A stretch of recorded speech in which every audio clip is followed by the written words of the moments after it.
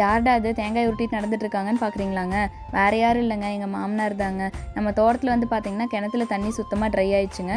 தென்னை மரத்துக்கு கூட பத்துறது இல்லை. அதனால தான் ஒரு போர் ஓட்டி பார்த்துடலாம் அப்படின்ட்டு பாயிண்ட் பார்த்துட்டு இருந்தாங்கங்க. அடுத்த நாளே வந்து பார்த்திங்கன்னா போர் வண்டியை வர சொல்லி ஒரு பூஜை போட்டு போரை ஓட்ட ஆரம்பித்தாச்சுங்க. இது ஓட்டிகிட்டு இருக்கப்போ வந்து பார்த்திங்கன்னா 2 மட்டும் கிடச்சிதுங்க. இந்த வீடியோவில் லாஸ்ட்டில் ஆட் பண்ணிக்கிற அளவுக்கு தண்ணி வந்துச்சுங்க.